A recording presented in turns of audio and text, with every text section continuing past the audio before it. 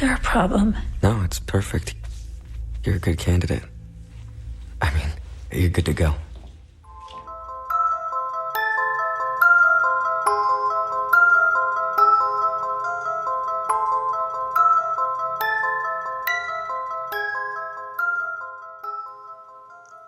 This is Scotty and Andrew, and you're listening to Fun with Horror.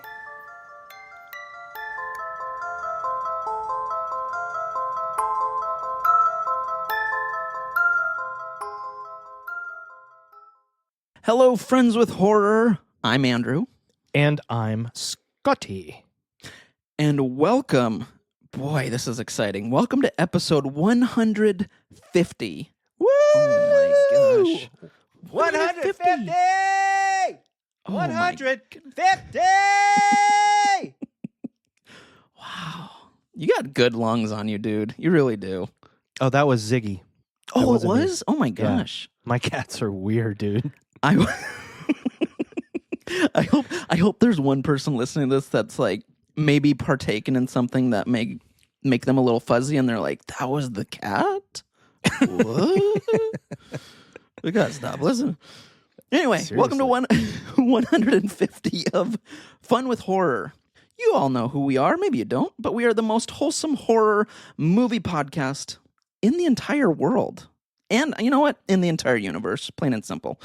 It's the podcast where two long-distance best friends stay in touch by taking turns giving each other horror movies to watch, and then we discuss. Andrew, guess what? What? Last week, or last episode, it was my choice. And you know what I chose? I chose last year's The Substance. Oh, boy. That's right. And we're going to talk about that. But of course, everybody stay tuned to the very end of the episode after we talk about The Substance. And we're going to get to hear what Andrew is picking for our next episode. But until then, happy 150th episode, buddy. Buddy, happy 150th episode. This is obviously we're not getting into the movie yet, but this is definitely a perfect movie for 150. I think so too. I think so too. Yeah. I absolutely agree with you. Good. Yeah, it is good. You're good. Yeah, you're good. Your face You is look good. good. Yeah, Oh. you look good. Hey, We're on the hey, same you page. sound good. You sound good. You know, I like to reminisce, buddy. Oh, here we go. Yes, me too. Remember a time when we really celebrated like milestone episodes, like our 50th and our 2-year anniversary and whatnot. And now we're just do. like, hey, happy 150th. Okay, let's Yep. go. Let's continue. That's it. Good enough. Good enough. Yeah. So, like before, we'd have a dance party with like 100 people, like, That's true. 150 people. That's right. Yeah. Yep. All right. I've ruined the surprise. Everybody, get ready because I found 150 people to say, congratulations, Scotty and Andrew. We love you. Gosh. And right now, I'm going to have all 150 of those people say it. So this is going to be a long wow. episode.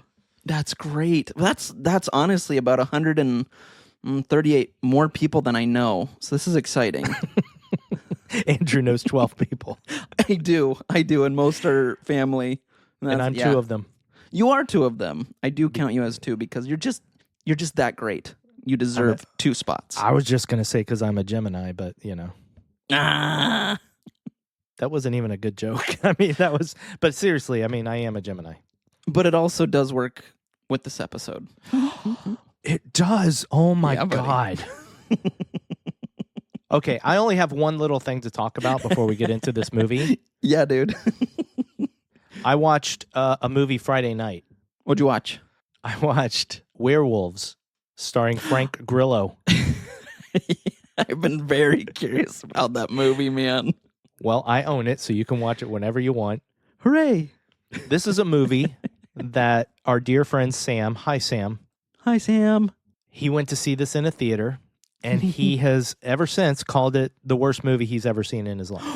Oh, no. I did not know that. Oh, no.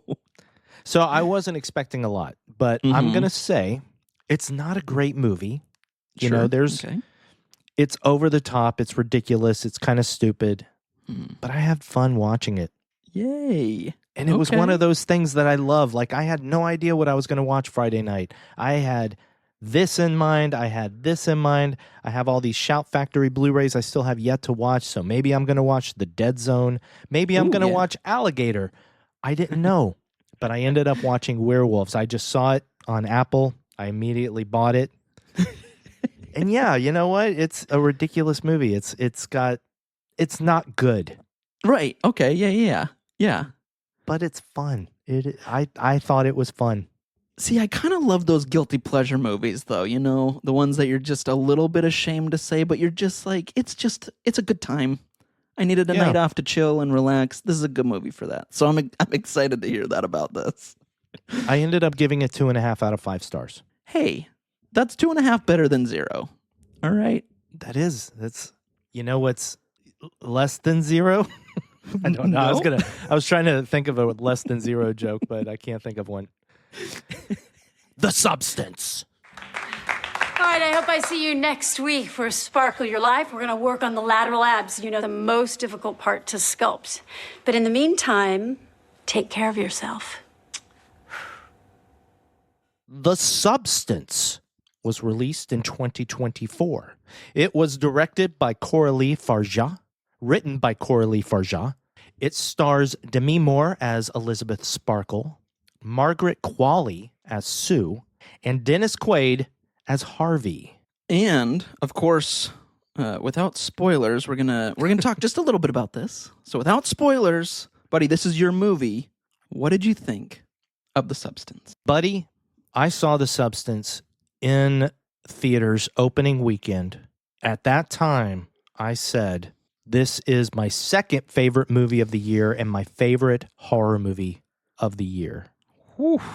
I think it's, oh man, I can't remember. Let me look this up real quick. Yay. Yes. As a matter of fact, it is still my favorite horror movie of 2024. I had to look it up and make sure. But Dune Part 2 was my favorite movie of last year overall. Wow. Okay. I just love that movie. But This was my second favorite movie of 2024. Easily. Wow. So yeah, suffice to say that I loved this movie. So Andrew. Yeah, buddy. This is a movie that you and I have been kind of flirting with. Mm-hmm. Who's going to pick it eventually? And you hadn't seen it yet. And I was like, oh man, what? Andrew's going to get a kick out of this one. So you finally saw it. What did you think of The Substance? Buddy, I really liked this movie. Oh man. It is a wild ride, but I thoroughly enjoyed The Substance. Good. I know. See, this is one of the few movies because of our scheduling that I had to tell you ahead of time the next movie I was picking. And yes, I kid you not, everybody, within the next hour, Andrew had started watching it. He was ready to see this movie. Well, it was perfect. I was sick. I was homesick, and you were like, if you want, I can tell you the movie. And I was like, yeah, let's do it. Sure enough, The Substance. And I was like, game on. I'm home. I'm ready. Let's do it. And it was it was a wild ride, buddy. What did Enzo think? Loved it. Yeah, he definitely saw some metaphors and some meanings that I didn't catch. So it was, good. Man, how old is he? 2. 2 years old. That's amazing. Yeah. Well, before we get into spoiler territory, yes, I guess let's warn everybody that we're going to get into spoiler territory. Yes. So everybody listening, we are about to spoil The Substance, pretty much the entire movie. So if you have not seen it, feel free to pause this podcast and come back to us later. But if you have seen it, or if you don't care, here we go. You know what, buddy? What? I just got a text that there was an earthquake in LA or something, and I didn't feel anything. Good. I've always wondered what it would be like if an earthquake hits while we're recording. Well, I guess we'll have to keep wondering what it would be like if you felt it, which is Holy good. crap. And that wasn't a small one. That was a 4.4 in Westlake Village. Dang. Oh, wow. Dang. Okay, I'm anyway. surprised you didn't feel that. Huh. I am too. Maybe it was because we're like so hyper and animated when we talk to each other. Like humping our chairs and stuff. Dry humping because we're wholesome. Right. Typical Tuesday, as they say. There you go. Also, real quick, we're going off the rails, but guess what, buddy? Right now, Perfect. Yeah. remember, you know how we release our episodes on Tuesdays? I do. And we do that because traditionally I hate Tuesdays and I needed something to lift me up on a Tuesday. Yes, absolutely. Well, now not only do we release episodes on Tuesdays, but Daredevil is on Tuesday nights. Oh my gosh. Okay, so Wow. So Tuesday's become a pretty solid day for you, buddy. it has. But we digress, This is let's not go too far off the rails here. Right. Reel it in. Reel it in because you know what I have in my hand? Is it a 20-sided die? It is a virtual 20-sided die. Do you remember what color it is? Oh, shoot. You said it. I want to say orange. It is orange. Yeah. So I'm rolling it, and Andrew is going to tell me when to stop. And if it lands on odd, you are doing the 3-minute recap. And if it lands on even, I am doing the 3-minute recap. So you tell me when, buddy. Why don't we stop right now? The number is 12.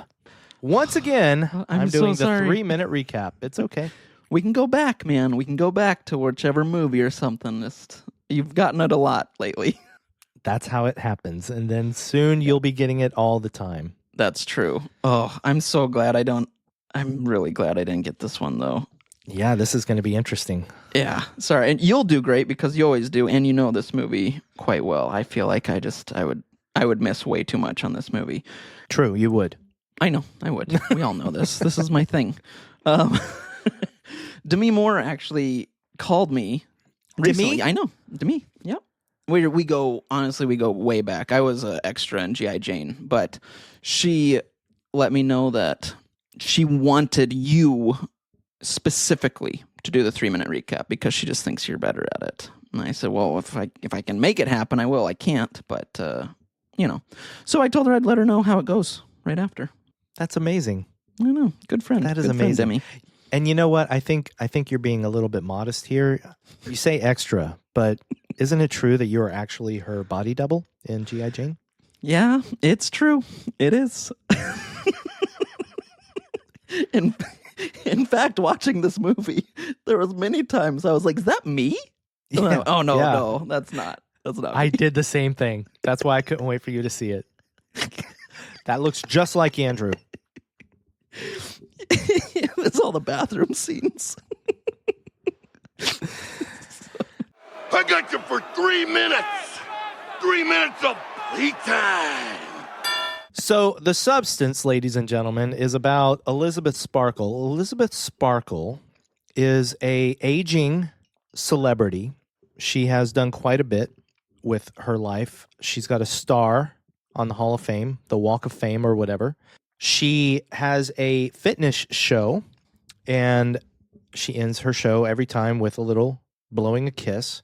Harvey is played by Dennis Quaid. He is her boss. He is the studio executive who he wants something new. She's not bringing in the viewership anymore, and so he wants something younger and hotter. And he tells her this while eating shrimp really disgustingly.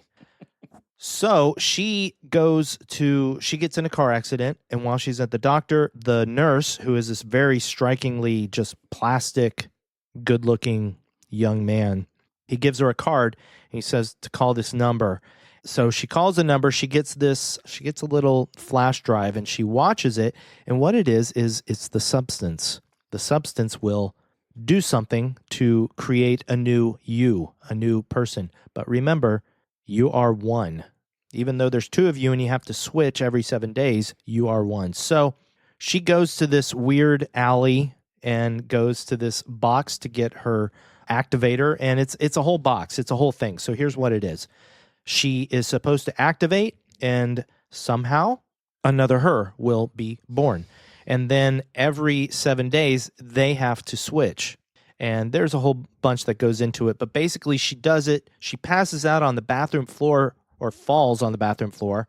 And Margaret Qualley, her younger self, comes out of her back.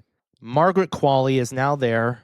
They're both naked. Demi Moore or Elizabeth, is on the floor with her back open.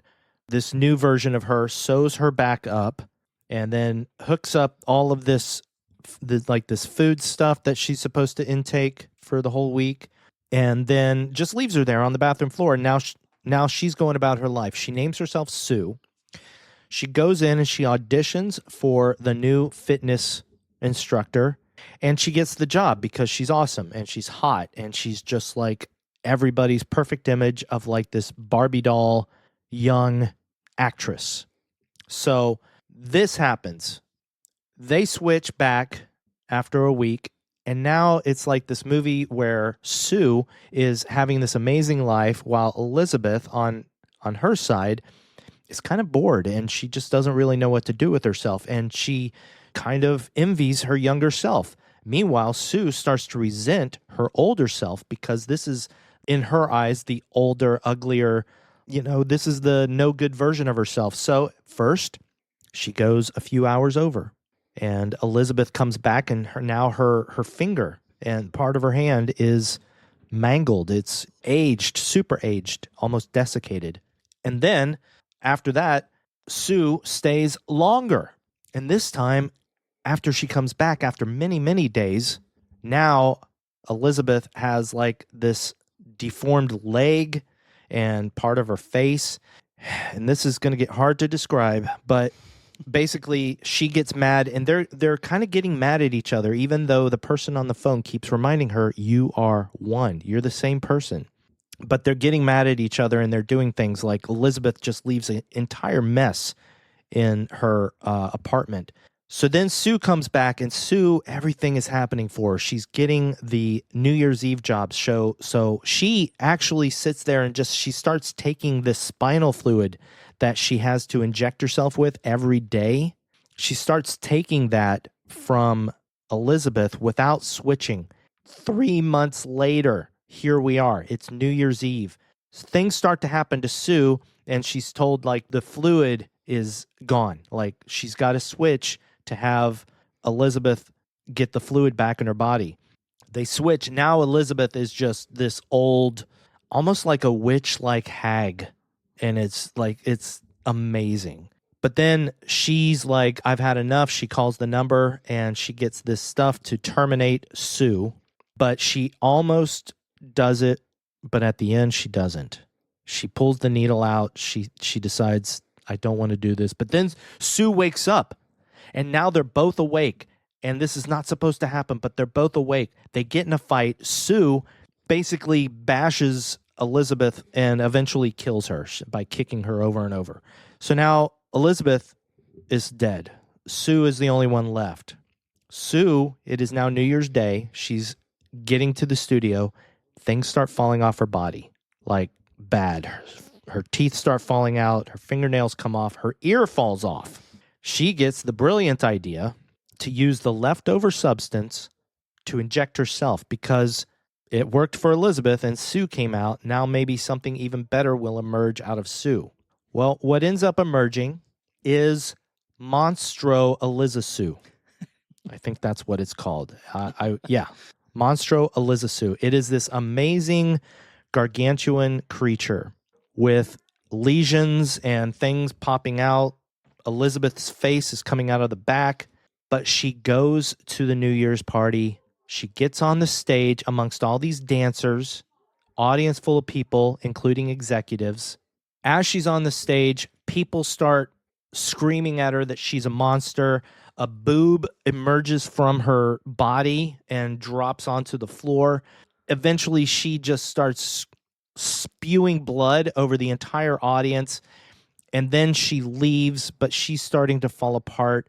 She goes outside. She's walking down the sidewalk. She falls, and just her body just pretty much explodes. And now there's just like this little blob with Elizabeth's face looking straight up, and it creeps along, and it ends up on Elizabeth Sparkle's star, and then it just melts. And then The next morning, the cleaner guy comes over and just drives over the star and cleans the star. And the star is left as we saw it at the beginning. And that's the end of the movie. Oh, man, that was so close to 3 minutes. Good job. That was perfect. Would you say it was just under? Yeah, it was so close. You were right there. Wow. And I had you on speaker the whole time with Demi, and she said what you said was perfect. It was perfect. Perfect. Is she going to marry me now? She might. She said she'll call you later. So Okay, cool. We'll see. I know how that goes. Yeah. No, it's true. It's true. Hey, you want to know a true story? Yes. I don't know if I've said this on the podcast before, but this is an absolute true story. Okay. Oh, no. I once asked Alicia Silverstone out on a date. Did you really? Yeah, she was at the studio I was working at, and nobody knew who she was yet. I think she was working on The Crush. Okay. Yeah. And I thought she was very cute and pretty. Mm-hmm. And so I didn't do this a lot, but I was like, hey, would you like to go out sometime? And she was like, well, let me get your number. And so she got my number, never called me. That's fine. It's fine. It's her loss. Fine. Her loss. But you know what? It wasn't awkward when she came in after. She was extremely cool to me. Like, I remember when she did hit it big with Clueless and stuff. Mm-hmm. She was on the cover of, I think, Entertainment Weekly or something, and then we had this nice conversation. I was like, you're doing so good. And she's like, yeah. And I was like, I read that article, like, that's congratulations on getting on the cover. She's like, oh, thank you. She's like, yeah, it was really weird because all they wanted to ask me about was whether or not I was dating Leonardo DiCaprio. And yeah, it was like crazy, but I'll always have that. Alicia Silverstone. That is wild. That is so cool. But yeah, again, her loss, man. Her loss. I don't know. She's doing okay. She's doing okay. Well, after Batman, yeah. And I have 2 cats. Exactly. She dodged a cat bullet. I bet she loves cats, so don't even right now. Anyway, here we go. Yeah. Oh boy. This movie. Boy. The Substance. The Substance. I've said it before. Mm-hmm. This is the movie, the first time this has ever happened, in which during the last 10 minutes of this movie, when all hell was going loose, when she was spraying blood on the audience, yeah, two people walked out of my theater. Whoa, serious? With like 10 minutes left? Yeah, it was the very end of the movie, and they were just like, I can't handle this anymore, and they left. Oh my gosh. Not together either. It was one person that left, and then a second person not too far behind. What? From different seats, so they weren't sitting together and left together as a couple. And I'm like, this is why Demi Moore did not win Best Actress at the Academy Awards. I guarantee it. Yeah, that's probably right. But also, I know people have talked about it. Mm-hmm. Mikey Madison was amazing in Anora, but how ironic is it that Demi Moore, the aging actress, right, lost Best Actress to the younger hot actress? I saw a couple of things about that, and I was like, very interesting. I mean, it was life imitating art imitating life, whatever. Yeah. The phrase is, but yeah, wild. So, what are your thoughts on this movie, buddy? What was your reaction after it ended? Okay, so I mean, it was definitely another movie where I kind of, my mouth was sort of on the floor, like just a jaw drop of, wow, that was wild. But it very enjoyable. Yeah, just a wild ride, man. I will say I don't have quibbles for this movie. I don't, but I do have a question that I'm hoping you can help me with. And maybe there's like some hidden meaning. I don't know. But did they share memories after they go back into each other's, or once they hook up to each other? Like, do they share memories? I was not positive about that. I don't think completely because, this is not something that's ever really expressly explained. Mm-hmm. It seems like they're kind of aware of the other person. Right. But as we've seen, like when Sue wakes up at that one point, I don't think they do, actually. I don't think they do because she was completely surprised at the state of the apartment that Elizabeth left, So. Yeah. The reason I bring that up, though, is because I'm like, I guess, and again, maybe you can help me with this, is why would Elizabeth continue to do this? Because I mean, I know she likes having sort of that part of her be acknowledged and loved and, yada, yada, yada. But she's not even experiencing it. It's like, you did this so you can have that love again, but you're not even the one experiencing it. I don't know. No, I get it. There's a lot to think about with this movie. Yeah. It's got a very surface level metaphor and message about how women feel as they get older. And this was the point that Coralie was making when she wrote this. Right. Because Coralie has talked about this. She is in her 40s as well, approaching 50. And she feels a certain way as a female, as a woman. And she wanted to express that in this movie. So it was an interesting thing. Like, yeah, why didn't she just stop? But I feel like Elizabeth was more accepting and more, well, she kept it in her head more the idea that we are one. Right. know? Yep. They're one person. This is not a separate person. Right. Even though it seems like it, they are the same person. So when Sue is being successful and she's getting all this stuff, Elizabeth is too. Right. Okay. So, I mean, that's something that it's hard to remember as an audience member, but it's something I concentrated on this second viewing, that they are one person. And that's the hardest thing for them to remember. Right. Okay. That makes sense. It makes sense. And Sue obviously is the one who resents her older self and treats it like a second person way more than Elizabeth does. Yeah. Oh, man. Yeah. Now, see, if Elizabeth, that's the thing. Like the rules of this whole switch were interesting because part of me thought on my second viewing, why doesn't Elizabeth get Sue back? Right. By also staying past the switch point. Right. In which case you would think that Sue would then have a deformed finger or something and say, this is what happens. Right. Don't do this to me because I'll do it back to you. I thought that same thing. Yeah. But then we have the whole rules of the activation and the switch and the stabilizer and all that.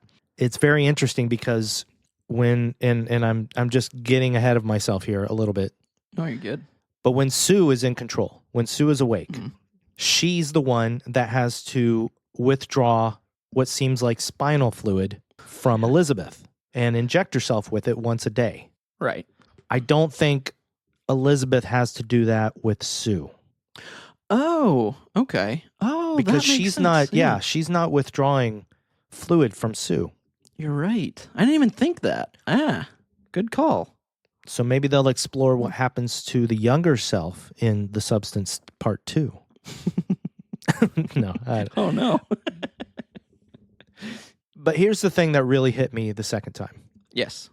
The thing that really, really hit me is the main message of this movie, and this is something that Coralie has said, the main message of this movie is just let women age. Yeah. Don't pick apart how they look when they get older. Serious. We as a society, we do that so much. Women do that to each other. It's not just men, but men mostly, obviously. Right. We do that so much. And it's like we've often criticized celebrities and such for getting plastic surgery. Yep. What do we say when somebody looks like they've obviously had work done? We're like, oh, wow, they've had some work done. Right. Yeah. Yep. We put the blame on them. Right. Like, you're so scared of aging that you have to get all this work done. Just age gracefully, blah, blah, blah. We say all this stuff when the fault lies squarely on all the people that make comments to women. Right. Exactly. That make them feel like they need to get work done to stay youthful and stay young. Yeah.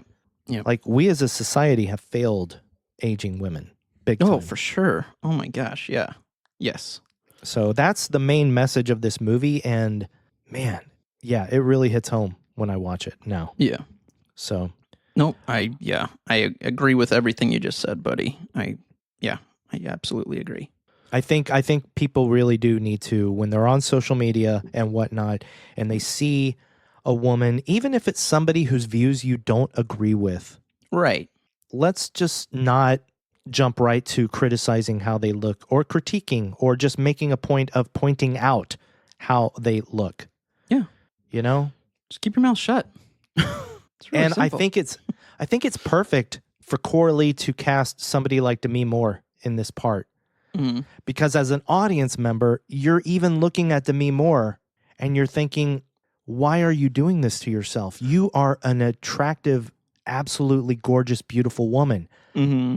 But then it's fantastic to ponder that because you look at somebody like Demi Moore, who is absolutely gorgeous. Mm-hmm. And I've always had a crush on Demi Moore. Yeah. Oh, yeah. I thought she was beautiful, and I still do. And Oh, yeah. Yeah. so then that makes you stop and think that even if somebody as beautiful as her has these feelings of inadequacy and wanting to be youthful again, Mm-hmm. like it just makes you pause. And I think the same thing, buddy. Like at my age, as I get older, I still think the same thing. I see like little bags under my eyes and I'm like, man, I miss when I didn't have these, you know? And I know you tell me that I'm A smoke show. a You're smoke show. A smoke show is the words that you use. And I like it.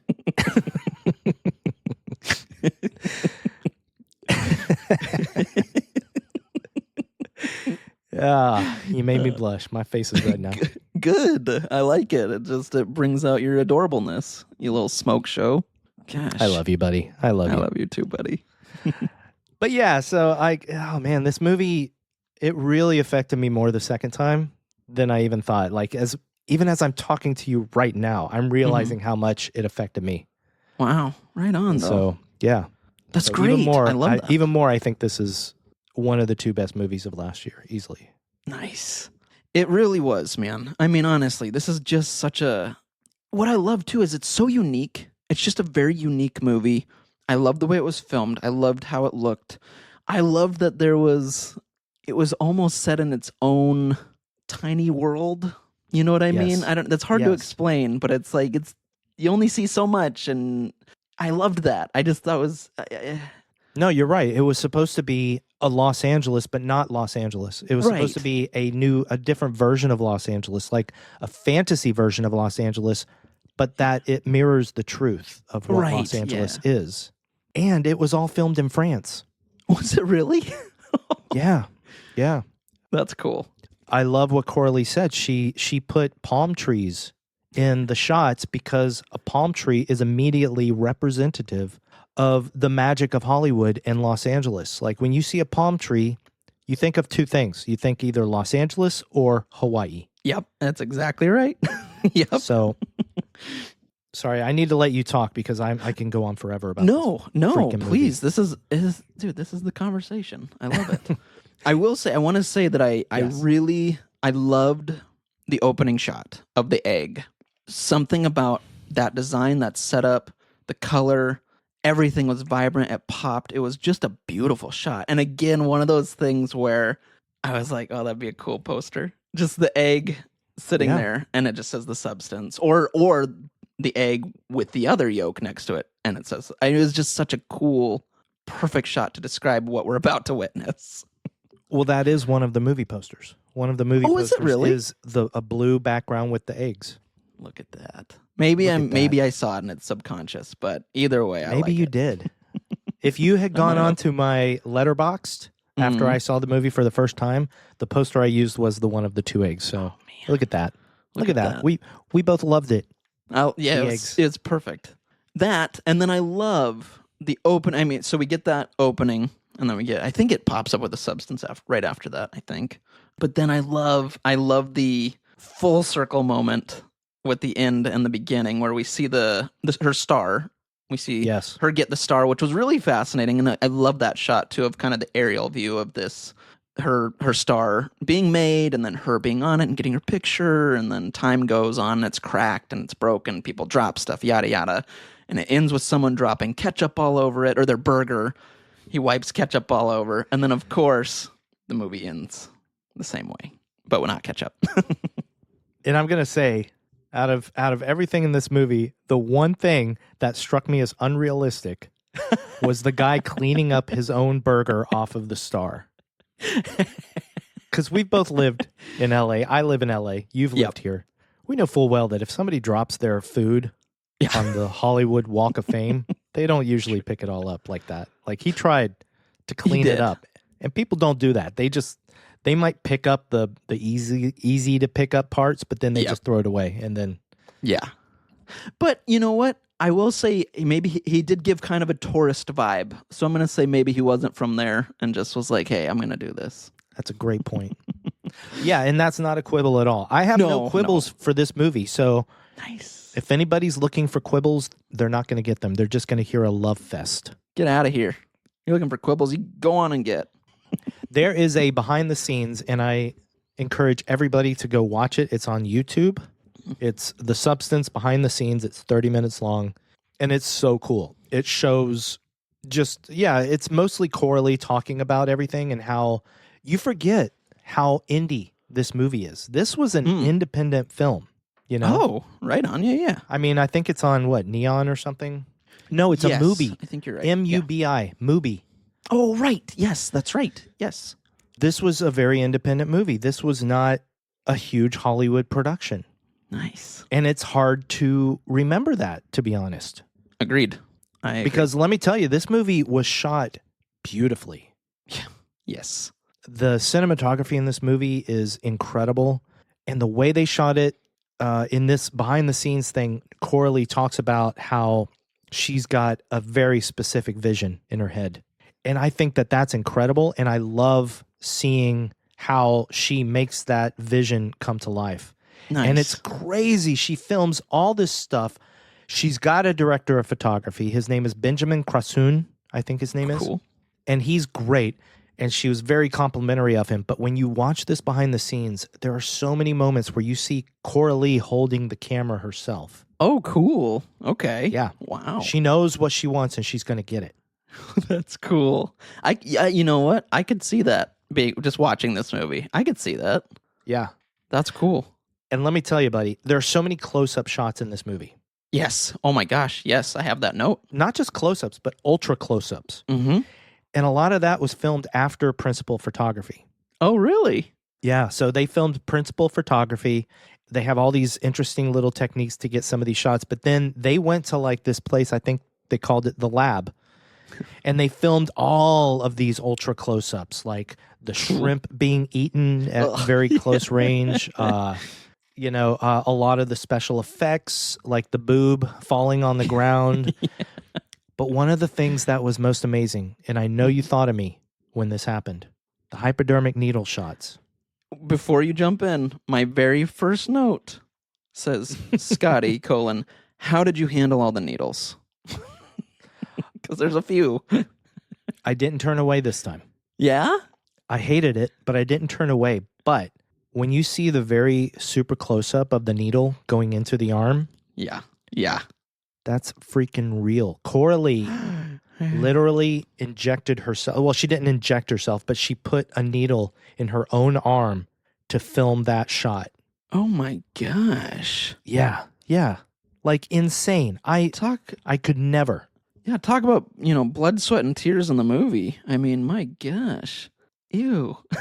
Yeah, I don't like needles either, so that's gnarly. But yeah, I love how uncomfortable all the extreme close-ups made you feel. Oh my gosh, yeah. Yeah. Oh. It's honestly, it's that just the first, I think it was the first close-up was the shrimp. And I was like, this is disgusting. Like, it's just so obnoxious and gross and awful. But it was such a great scene. I was like, I love it. Like, I think that was kind of when I was like, okay, I don't know what's going to happen, but I get what we're getting into. Like, this is going to be a bit of a wild ride. Yeah. And I absolutely love that after this movie came out, with everything in this movie, all the disgusting stuff that happens in this movie. Yeah. The thing people talked about the most was the close-up shrimp eating. Was it? Yeah. Awesome. And to me, that was disgusting. But even more disgusting was the close-ups of him smoking in his office. Yep. Oh, I thought man. that too with you. I was like, I bet Scotty does not like this scene. Well, that moment. I was like you though, buddy. My jaw was just open the entire movie, especially the last 30 minutes. Oh my gosh. Yes, agreed. Yeah. I could not believe where that movie went. I had zero clue what was coming. And then when it did happen, I was like, this was not on my bingo card. Like, this was not something I was expecting to happen. Real quick, you watched this one by yourself, right? I did. Yes. Yeah. I'd be very curious to see what Cindy would take out of this movie. Yeah. I don't know. I don't know. Because this is a feminist movie. This is a very feminist movie. Right. Oh, yeah. So, yeah. And I also just want to say real quick, I have not seen Coralie's first movie. It's called Revenge. Oh, I have not either, but I forgot. I saw someone posted something like that, I think. Maybe, yes. I have not either, though. I haven't seen that. I think you'd probably recognize the poster if you saw it. Mm-hmm. Yep, I know which one. And I meant to watch it this weekend before we recorded, but I didn't get around to it, so... But then werewolves got in your head, and look at you now. Exactly. I should have watched that. Dang it. Oh, man. I love this. I am looking at my notes, and I see ketchup all over the star. Yeah. Foreshadows the ending. Yeah. There we go. That's exactly what you said. I love that. I know. Well, it was a great moment. It was just nice. It was full circle, which I always like a good full circle moment in a movie. So let's talk about the birth scene. Oh, man. Yeah. First of all, huge respect to both actors, Demi Moore and Margaret Qualley. Yeah. For just absolutely going for it in this movie. And that included all the nude scenes. Yeah. There's a lot. A lot. And being comfortable enough with their own bodies to be able to do those. Now, full disclosure, Margaret Qualley had prosthetic breasts. Oh, did she really? Yeah. But the rest was all her. Demi Moore was all her. Wow. But that's the amazing thing about this movie. The nudity is not meant to be titillating. It's not meant to be a turn on. Right. And it also, as a man watching this movie, it makes me ponder my reaction at seeing them naked. Because yes, obviously the female body is a beautiful thing. But then I feel like I'm being like manipulated, like, yeah, you're a man. Look at how you feel right now. And now we're gonna destroy that. Yeah. Yep. So we have the birth scene, man. Yeah, dude. I mean, this was the first thing. When I was sitting in that theater, I was like, I had no idea what was coming. I didn't know what this movie was really about.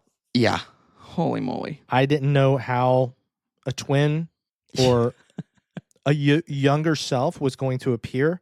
I had no idea in my mind that Demi Moore's back would split open and her twin, her younger self, would emerge from that back.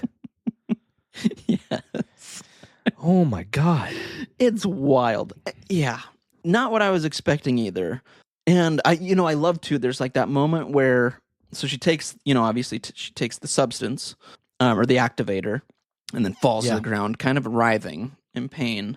And I love that shot though, where you see her eye and it kind of splits into two pupils. And I was like, whoa, here we go. It was just a cool setup. And then you start seeing the kind of movements within her body and you're like, what is happening? Like, I don't know what to think right now. But like you said, yeah, when the back splits open, it definitely was not what I was thinking would happen at all. And it also sets up the entire movie and the fantastical aspect of this movie, because there's no way that this is a scientifically accurate portrayal of how a second body may be birthed from somebody else. Right.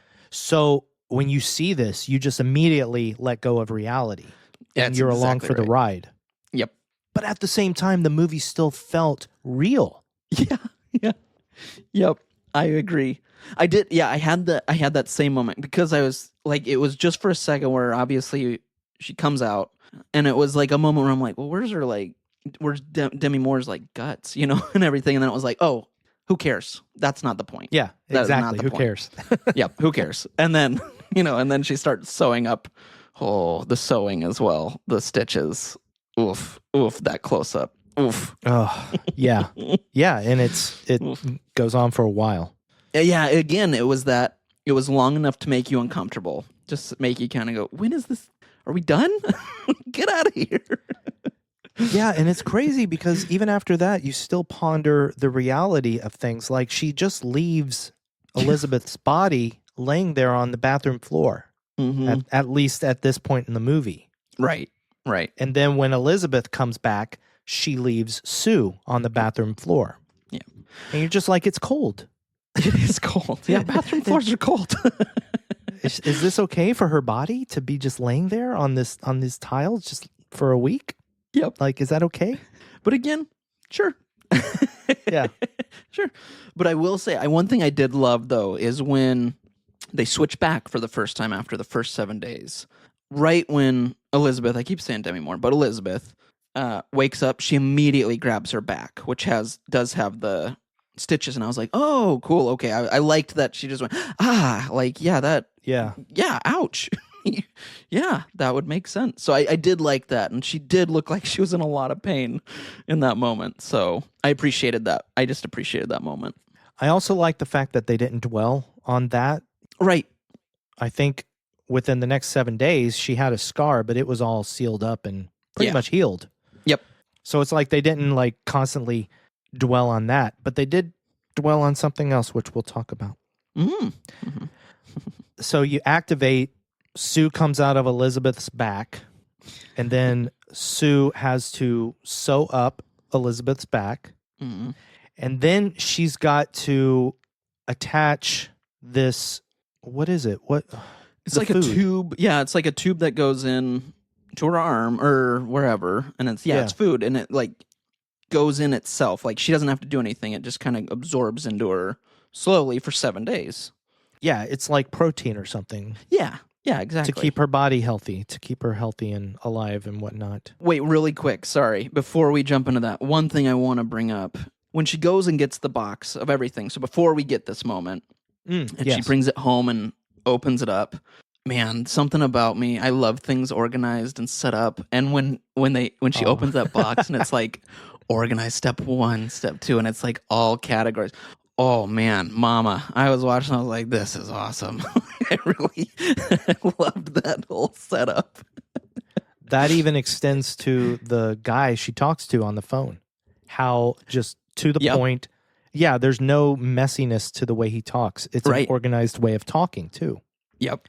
Yeah. But how interesting is it then that she has to go in this really dirty alley? Yeah. And go into this really scary looking, what seems like an abandoned building. Mm-hmm. And then she goes into the doorway and she's suddenly in this like sterile room with all the mailboxes or whatever. I liked it though. It made sense. I mean, you know, when you look at it, like they don't want people jumping in there to grabbing this stuff. You know, I liked it, but yeah, I did love that room too. I was like, oh, something about it, man. So crazy. Yeah, and I did love too, kind of the foreshadow again, where you see her box, and then you see like the key or whatever it is in one more box, which I was like, which we kind of knew who it was from. Oh, right. You know, from her experience at the doctor's office. But still, I just liked that they brought that into play of, he's out there too. We already met him, but yeah, he's still someone that we work with. I just liked that. I liked it too, but it's something I didn't even think about until later when she meets the older guy. Yeah. Back to the switch. Yes. The last part of the switch is that, like we talked about, she's got to withdraw this fluid from Elizabeth's back. Yeah. Have you ever seen Requiem for a Dream? I have. It's been a number of years, but yes, I have. There's no way that the constant sticking of the needle into the lesion that it had created was not an homage to Requiem for a Dream, right? I totally get that. Yep. You're absolutely right. Without spoiling anything, yes. Yeah. It's been a very long time since I've seen it, so. Yes, I would agree with you. I didn't connect the two, but when you say that, Absolutely. Absolutely, you're right. Yes. Yeah. So she's got to withdraw all this fluid to fill up these 7 little plastic cylinders. Mm-hmm. And when she does that, she injects those once a day so that Sue maintains stability, I guess. Right. Oh, yeah, because it is called the stabilizer. Ah, there you go. And then after 7 days, they have to switch, which involves, oh, God, sticking a tube, what was it, in her wrist? I think so. Yeah. Oh, my God. Yeah. Like, yeah. one needle, it goes into the wrist, so blood is transferred between the two bodies. And That's then right. Sue passes out and Elizabeth wakes up. Yep. Oh, my God. It's horrible. It really, yeah. There's some moments, man, in this movie where you just feel a little bit icky. Yeah. Yeah. Oh, my God. Real quick, Dennis Quaid. Dude. Dennis Quaid was so good. Yeah. And from what I've heard recently from him in real life, he was the perfect person to play this part. I don't know much about anything, but he did a great job at this. He played a skis ball pretty well. I'm not going to get into politics, but let me just say there's a reason that they asked Dennis Quaid to play Ronald Reagan in the Reagan movie. So, okay. Anyway, did you know that his part was supposed to be played by Ray Liotta? I did not know that. But Ray passed away. Right. Ray would have been great too, though. He would have been. Yeah. He would have done really great at that part. Wow. Huh. That's what I was going to say. I was going to say that as good as Dennis Quaid was, Mm-hmm. Ray would have been just as good in a different way, I think. Very much so. Yes. Yep. Like, I don't know if it's weird. I don't know if Ray would have been as animated as Dennis Quaid was. There's just some mannerisms that he does. You know, he's got that crazy smile that always made me think Dennis Quaid would be a great Joker. Oh yeah. Oh dang. Yeah, dude. Yeah. Why didn't anybody ever cast him as Joker in anything? Damn it. Wow. That's a good. Ooh, solid. But then, like, at the end, when he's in the hallway with Sue and he's got all the executives around him, there's just, the way he acts when the dancers walk by him and then feathers, and he's like, ooh, feathers. Yes. Oh my gosh. Yes. It's just, he was so good. He was so good. And it was like one thing that I liked was, you know, obviously I haven't seen every Dennis Quaid movie ever made, but the ones I have seen, I feel like he's usually kind of the hero or the dad who's just and blah blah blah blah blah. I don't know. Yeah. Again, I haven't seen all of his movies, but seeing him in this role, it was really fun because I was like, wow, he's wacky in this, and I always like to see that when someone's not necessarily typecast, but usually plays a similar or style role, and then it's just flipped. And that was what I felt with this. I was like, wow, he's playing a weirdo. I loved how almost every beautiful thing in this movie was deconstructed to almost make it gross. Mm-hmm. The only parts that I feel like weren't really deconstructed in that way were Sue's fitness show dance scenes. Like those were purposely filmed in a way to just over accentuate her sexiness. Right. Yep. For sure. But then you have, like, for instance, you have her and the guy she brings back to the apartment. Yeah. And she's on top of him and they're about to do some stuff and she just suddenly bleeds on him. Yeah. You know, it turns something as sexy as sex, something as sensual as sex, it turns it into something kind of revolting in a way. Right. Like her nose just bled all over this guy. Right. And then cooking. Oh my God. Oh, dude. Yes, I have that note. Oh, the sausage in particular when she's just like sitting there. Oh my gosh. I was like, this is wild. The blood sausage, yeah. Yes. Everything about her cooking stuff was absolutely disgusting. It was so gross. So gross. And I loved, while she's cooking, I loved everything she was saying because she's getting to that point where she's a little bit kind of she's got some scarring from Sue messing around, and her hair's kind of wacky, and she's just going through her own kind of crisis, and I love her comments during it, and just like it's just a great scene, man. It's so gross. The food's gross. There's just a lot happening, but it worked so well. It was a great scene. It was so good, and just like I said, disgusting. Yeah, yeah. Especially how she leaves the apartment. Yes. For Sue to find. Like, oh, we don't have to go over every single little thing, but after 3 months later happens. Oh my God. Yeah. The end of this movie is unbelievable. It's unbelievable. Nobody could prepare anybody to watch the last 30 to 45 minutes of this movie. Nope. I will say, I'm very, you know me in award shows. I don't really like award shows, but I did appreciate that this won for the costume, or was it makeup or costume? Makeup. Sorry. Because it should have. Yeah. I mean, if you watch the last 30, 40 minutes, you get it.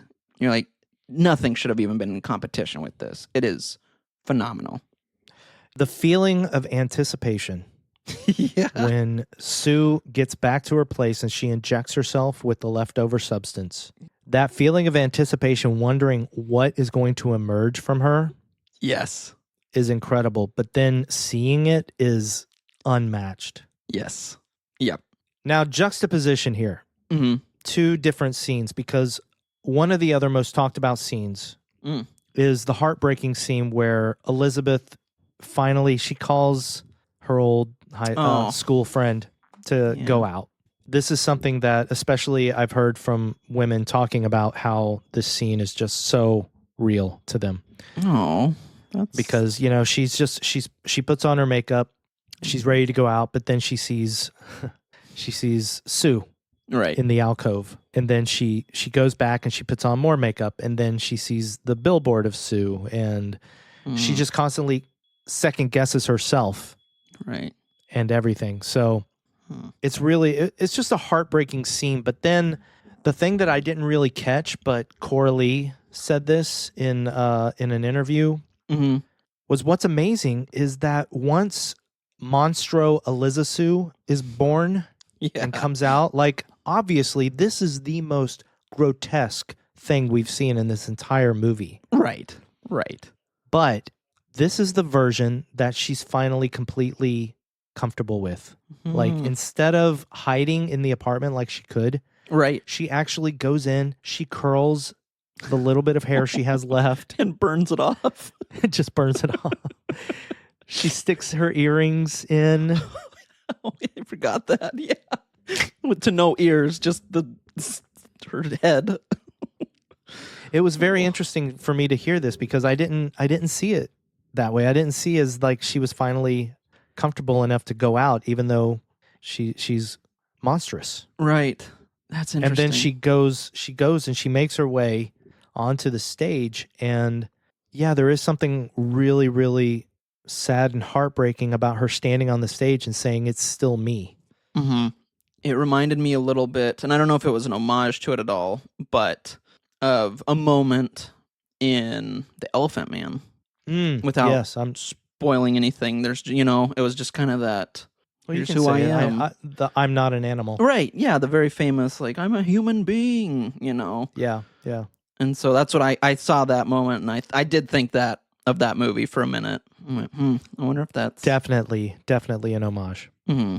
But then, then everything goes crazy, and I loved it because I felt that Monstro Elizasu was getting her revenge on everybody. Yeah.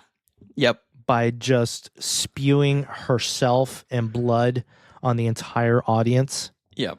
What were you thinking during this whole scene? I was not thinking during this whole scene. I genuinely, like, my mouth was wide open, and I just was in awe and disbelief and wonder. Yeah, I had no thoughts. I mean, I just was like, wow, this is wild. This is wild.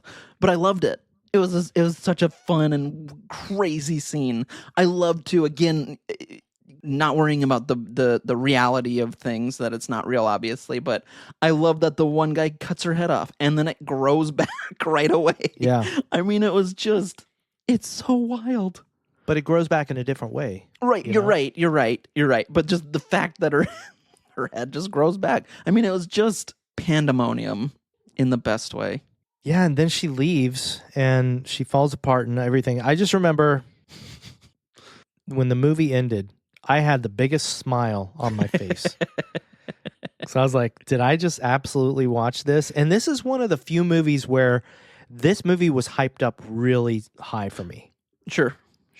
Our buddy, my buddy Patrick, who you met when you came to LA, unfortunately, he was supposed to maybe jump in with us today, but he was he's sick right now. So Bummer. Thanks anyway, Patrick. he loved this movie. When he went to the preview screening that I wish I'd gone to, he walked out of that movie just instantly messaging a bunch of us and saying, "Oh my God, this is the greatest movie this year. This is unbelievable." Awesome. And so hearing all this, you think that it can't possibly match the hype that you've heard from somebody, but it did, and it went above and beyond. I can see that. And let me tell you, buddy, like I was sitting there, the lights came up in the theater as the credits were playing, and I sat there with that smile on my face, and I was just looking at everybody getting up in the theater. I was so curious as to what everybody else was thinking. Totally. And you could tell some people were like, what the hell did I just watch? I bet. And then others were like also in the same shock. They're like, wow, that was incredible. Right. Yeah. So the music, buddy. Yeah, buddy. Yeah. Again, fantastic music. The composer is, I don't know who he is, but his name is Raffertie. Okay, nice. And this was one of the times that after I saw this movie on a Saturday night, I could not wait to listen to the soundtrack at work the next week. Like Monday, I immediately put on my headphones and I listened to the score. And awesome. It is such a good score. It's so perfect for this movie specifically. Yeah. So. No, I agree with you. This was one I definitely heard the music. Did you catch the just a couple of homages to The Shining? The carpet. I have that note. Oh, yeah. The bathroom. Yeah, the bathroom. Yep. Was very much like the bathroom where he talks to Grady. Yep, for sure I did. Yep. Was there anything else, or did I miss like a Shining reference? No, I think that was it for The Shining, unless there was something I missed. I think the only other things I have really is that, number one, on a superficial note, I thought it was really lots of respect to Sue for being able to build that entire extra room or that. Right. I think the room was already there, but she built the door. That was a really good door. Oh, yeah, maybe. You're right. Oh, yeah, the room was there because she's knocking on the wall to see where it's hollow. That's right. Yes. Yep. Which leads to the neighbor. I love the neighbor. The neighbor. Yeah, I forgot to bring him up. Yes. But that's just another example of the message that this movie sends. Like, men, be better. Yeah. Like he was about to come to the door and yell at Elizabeth for making all that noise, but as soon as he sees Sue, hot young Sue sitting in the doorway, all of a sudden he's simping for her. And it's just like, dude, come on, guys. Yep. No, it was very much. I was like, gross. That was I think I actually said the word gross out loud when he did that. Like, gross. But I think the thing that stuck with me the most the second time, and it did hit me the first time, is just going back to what I was saying at the beginning. Just thinking of this is how women feel, as they get older, and it's our fault as society. Yeah, agreed. And the one thing that I kept thinking is, why would somebody go to this much trouble? Sorry, can you hear that? That's somebody's fire alarm. 1 second. Oh, yeah, you're good. I know. I heard something there. I think for we're a sec. good, but okay. Let me just make sure it's not mine. Okay. Everybody, it's okay. It's not a fire alarm. Oh. Everybody, everything's okay. It was not a fire alarm. It was just a plumbing truck backing into my driveway. So everything's okay. No fire. But Good. as I was saying, sorry to be interrupted. The thought that I had the second time watching this movie was, why would somebody go through all of that just to feel younger? Right. And that's the thing that we should reflect upon.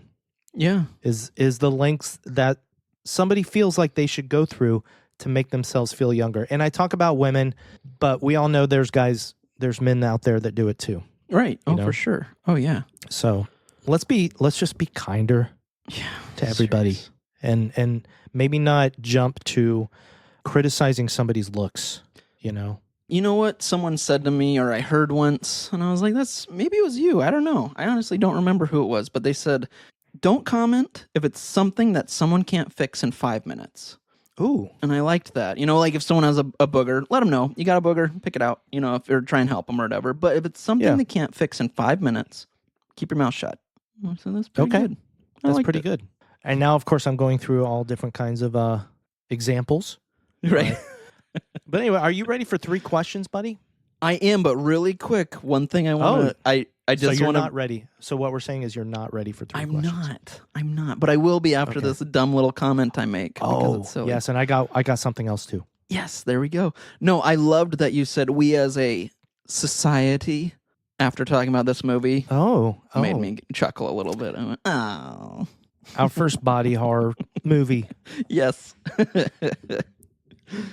Yeah, the other thing I was going to mention, I forgot to mention 2 things, actually. Number one, I mentioned the score, but the whole sound design of this movie is unbelievable. Yes. Because one thing that makes the shrimp scene so disgusting is the sound. Yep, you're right. And then number 2, we talked about food, but I also forgot there's the part where she's actually waking up, we find out, but she's doing her fitness show and something appears on her butt underneath her skin. And she goes into her dressing room and she's pushing it through her belly button, and it's a freaking chicken drumstick. Yeah. Yep. One of the greatest scenes. I had that note too, but I was like, well, maybe we'll save it for after. But I'm glad you brought that up because I was like, what is going to come out? At this point, it could be anything. I just love this movie. It's great. All right, now, are we ready? Are we ready? I always do that. Okay, how about 3 questions now? Let's do it. Who would cross the bridge of death must answer me these questions 3. Question number 1, my friend.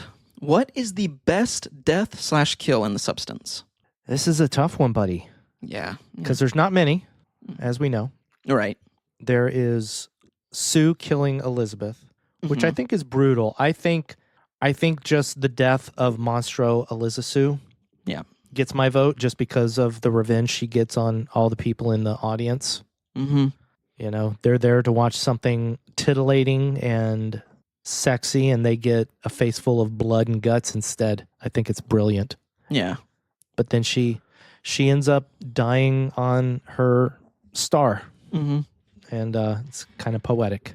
Took the words out of my mouth, buddy. That was mine as well. Perfect. All right. The question number 2, was this movie scary? No, it's not a scary movie. It can be disturbing. Yeah. And it's very reflective, but it's not scary. What about you? Agreed. Yeah. I there's some, like you said, disturbing. There's some grotesque moments, but I would not say it was scary for me. And my friend, did you have fun with horror? I had an immense amount of fun with horror. This is absolutely, as I've said many times, this is my favorite horror movie of last year. It's probably the best body horror movie I've ever seen. The only one that I think would be in competition with this one would be The Fly with Jeff Goldblum. Yeah, very good.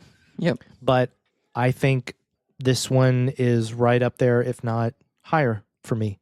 So yes, I had a lot of fun. What about you? Did you have fun with horror, Andrew? I really did. Yeah. It was funny. After watching this movie, I immediately thought, not immediate, but I did think later, I was like, I'm excited for our next year New Year's Eve or New Year's episode, because I'm very curious where I'm gonna put this on my list as, movies of this year that we saw, because it's a wild ride, buddy. But yes, I had a great time with horror.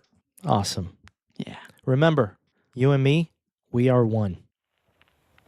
Yes, hi. There's been a slight misuse of the substance. A few extra hours were accidentally used, causing an alteration. So I'm just looking for the procedure to reverse it. What has been used on one side is lost on the other side. There is no going back. You know, that is interesting, though, buddy, because if you and I were the substance, I would be the older one, and you'd be my youthful self. Which is weird, though, because you look younger than me, so I don't know how that works. That's not true at all. It That is not true. That's not true. It is. That is not true.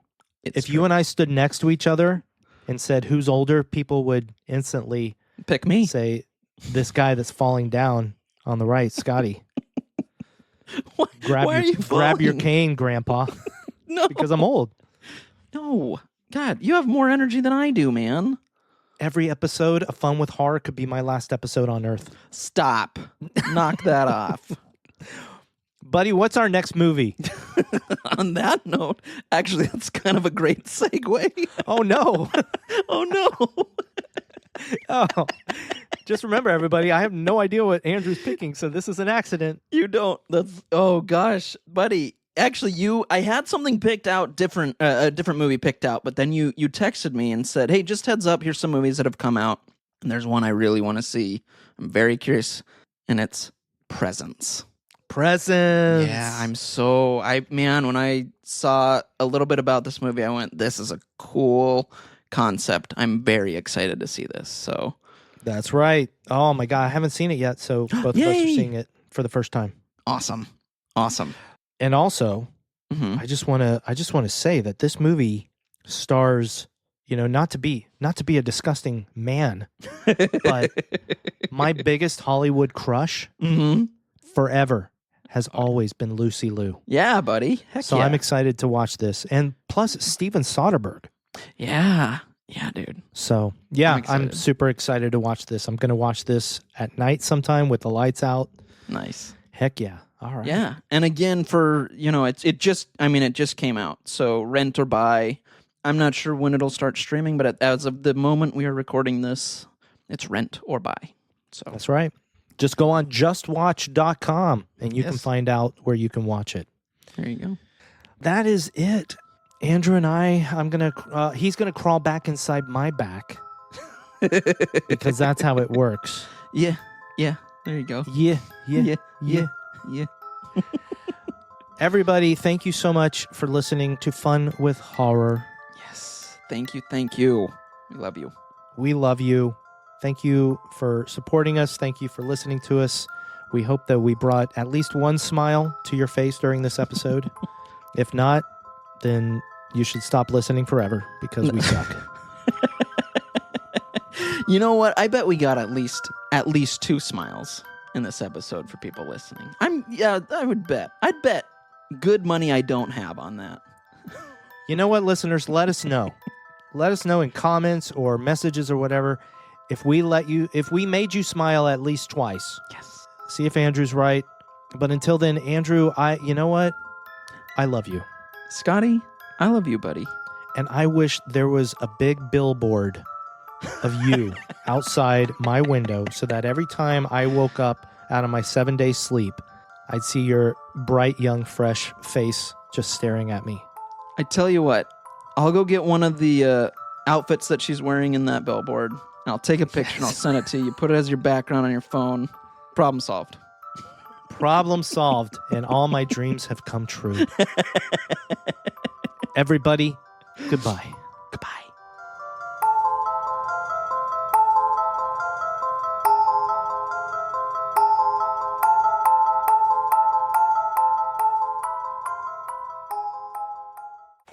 Renewal, it's inevitable.